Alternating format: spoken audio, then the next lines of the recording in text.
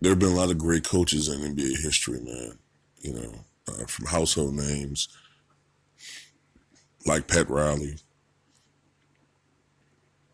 to guys who aren't necessarily household names anymore, like John Cundler, who was the head coach of the original NBA dynasty, Minneapolis Lakers in the 1950s. Then you have some guys who don't get the recognition anymore that they should because people of today only look at numbers and don't quite know how to interpret those numbers correctly. Like Bill Fitch, who 20 years ago was seen as one of the 10 greatest coaches in NBA history, of those 10 coaches on that official list from the NBA, he's the only one not in the Hall of Fame, primarily because of his overall record, which was only, I believe, I just looked this up, only won 46% of his games. But what gets lost in the shuffle is that many of the years he coached, he was coaching terrible teams. He wasn't afraid to take on the challenge of coaching teams with limited talent. So if you look at the teams he actually coached, his record is actually pretty good. He has the second most losses in NBA history behind only Lenny Wilkins. But, aside from when he briefly coached Larry Bird for a couple of seasons with the Boston Celtics, won a championship in '81, had a good run in the 1970s with the Cleveland Cavaliers with Bingo Smith and Nate Thurman, Austin Carr and that team. But, then you also have a guy like Larry Brown who often burnt out with teams, burnt his bridges with certain teams. But he was, in my opinion, X's and O's. He was a strategic genius. You saw it when he was coaching in college with Kansas, and he coached that team, I believe it was with Danny Manning, to the championship in 1988. Then in the pros, remember what he did in the mid-1990s with the Clippers. He took that lowly organization, which hadn't been anything for so long, all right? They hadn't had any really great sustained success since they were in Buffalo with the Braves when they had guys like Bob McAdoo and Randy Smith playing for them, all right? They hadn't been anything since then. He took that team to playoffs. Then he went to Philly, and he made Allen Iverson a winner. Yes, Allen Iverson never won a championship, but Allen Iverson is a winner. And he took that team to the finals in 2001, all right, as the head coach. And then in 2004, finally, what was eluding him for so long, a championship. He coached that Detroit Pistons team to that big upset over that Lakers team, which should have, everybody said on paper, should have vanquished that Pistons team in 5 at least, if not even 4. But I think the 4 greatest head coaches of all time, all right, in my opinion, are Greg Popovich, Pat Riley, Red Auerbach. But the number one guy to me is Phil Jackson. Now, you can make an argument when you include Red Auerbach's tenure as general manager and what he was able to do with the Boston Celtics in the 70s with the team being led by JoJo White and Dave Cowens and John Havlicek. They won titles in 74 and 76. And then, of course, in the 80s with Larry Bird, Kevin McHale, Robert Parrish, Cedric Maxwell later on, Dennis Johnson, Jerry Seastings, Rick Carlisle, Sam Vincent, Bill Walton. You can make they won 3 more additional titles. So Red Auerbach is the overall architect, is the greatest, architect and greatest executive in NBA history. But when it comes to head coaching, I think it's Phil Jackson. Now, some could say, well, look, Red won 9 titles in 10 years. Well, he was coached before that.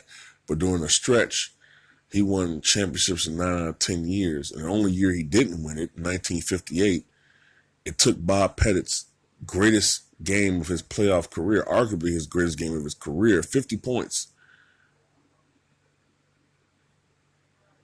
to keep the Celtics from winning the title. And they barely won. But you can make the argument that, look, when Red was coaching, let's be honest, the Celtics were kind of like the Golden State Warriors, an old loaded team, going against the time when was only 8 teams in the NBA. I think by the time Red stepped down as coach, it was like 12 or 14 teams. As opposed to Phil Jackson, when he became head coach of the Chicago Bulls, I think there was something like 25 teams. And the Bulls were no Boston Celtics. Now, Phil Jackson wasn't a great player. He was a great hustle player. If there was a Six-Man of the Year award when he was playing, Phil Jackson certainly would have been a candidate for that award. I did see from looking at his numbers that he did have, even though he was coming off the bench, 2 years where he averaged more points than Lonzo Ball has. So he wasn't a scrub, you know. He wasn't a great player, but he wasn't a scrub. And Phil Jackson played on those Knicks teams that Wilt Chamberlain said were the greatest team he ever went against. Not the most talented team, but as far as guys who were able to gel together to be one unit. He never played against a team like that. And that had an effect on Phil Jackson as head coach later on. But Phil Jackson retired, and he struggled with coaching. He coached in the CBA. He coached in minor leagues. And one of the problems was that Phil Jackson was seen as, to the establishment, he was seen as a weirdo. You know, I think he wore like Hawaiian shirts. He had a beard. His hair was kind of, not long, but it was kind of long. And he smoked weed, and he was part of the counterculture. You know, he was into, you know, philosophy, Eastern philosophy, Zen and Buddha and all this type of stuff. He was just seen as a weirdo. And which is not, he wasn't a weirdo, but to them he was a weirdo. And he got his big break in 1987, I think, when he was hired as an assistant to Doug Collins. And I think Jerry Krause always regretted it for the rest of his career, because he and Phil Jackson always butted heads. Doug Collins eventually burnt out. Players got tired of his screaming, and his mood swings, and the depression and whatnot. And Doug Collins was eventually fired as head coach, and Phil Jackson was promoted to head coach. And it was when Phil Jackson finally hooked up with Tex Winter, and he introduced Phil Jackson to the triangle offense. And Phil Jackson, being the consummate team player when he played, and seeing the triangle offense's reliance on overall team unity, and he was sold on the triangle offense. And he had to sell it to Michael Jordan. Of course, Michael Jordan had just come off a season where, for much of the year, he was playing point guard. Averaged 33 points, 8 rebounds, 8 assists. Had he played the entire season, he might have flirted with a triple-double as far as per-game averages. So he had to sell Michael Jordan on the triangle offense. Michael was initially reluctant to do it. It required less of Michael. But Phil Jackson ultimately showed Michael Jordan that less was more. He had to rely more on his teammates. Yeah, you know, Jordan going ISO, shooting the ball 35 times against poor and even mediocre to good teams, you know, was fun to watch. But when he played against the best teams of the NBA, it didn't work as far as the Pistons are concerned. It didn't work as far as team accomplishment. But the triangle offense eventually was sold, and it worked. And the Bulls ultimately became NBA champions.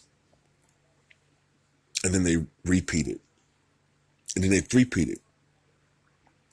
And then Michael Jordan retired. And many people say, oh, this is when Phil Jackson's going to get exposed. You know, it was only because of Michael that they were winning. Only because of Michael. Now, grant you, Phil Jackson did win Coach of the Year in '96 when the Bulls won 72 games. But to me, that was more of a makeup for '94. He should have won Head Coach of the Year in '94.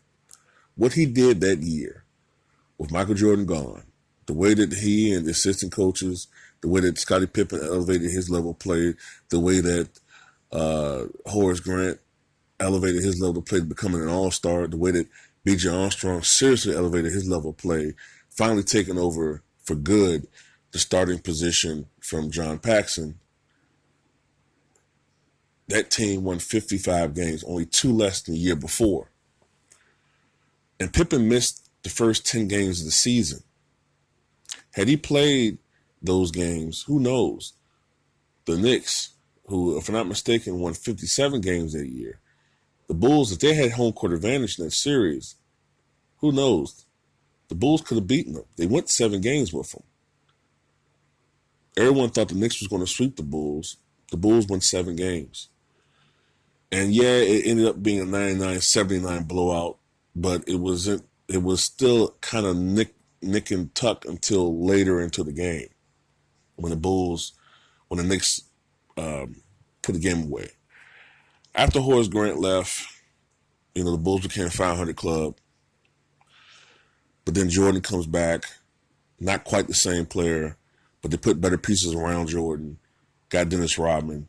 The Bulls three-peated. Despite the success, despite 5 championships going into the '98 season, Jerry Krause was adamant that Phil Jackson was not going to be back. Matter of fact, he said something to the effect of, I don't give a fuck if you go 82-0, you're fucking gone. Ultimately, Phil Jackson left, Michael Jordan retired, Dennis Rodman left, Scottie Pippen was traded, I think. Or did he leave free agency? I can't remember.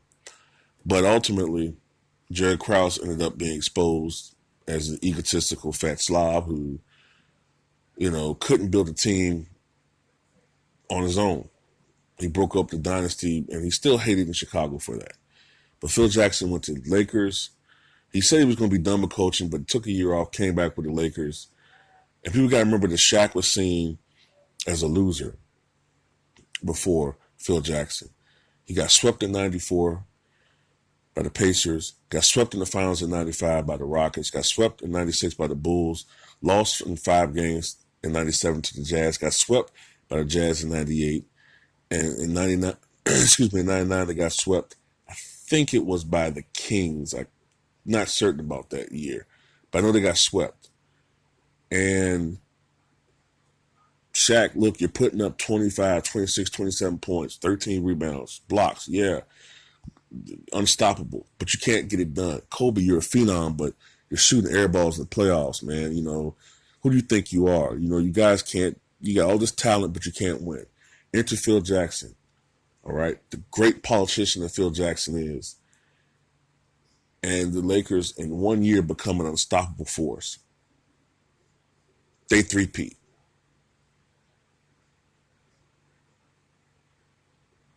Ultimately, Phil Jackson leaves in 2004, having won 9 championships. Then he comes back later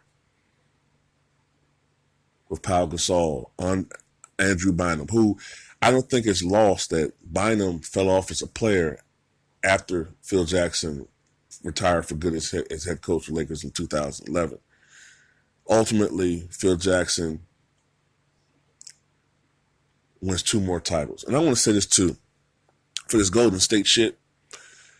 Remember how the Magic were like a precursor to that a little bit, even though they had a big man with Dwight Howard. They had all these guys that were on the perimeter that could shoot.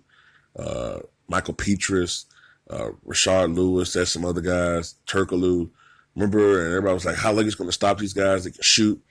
Remember how the Lakers, with their length, neutralized that shit? Remember that?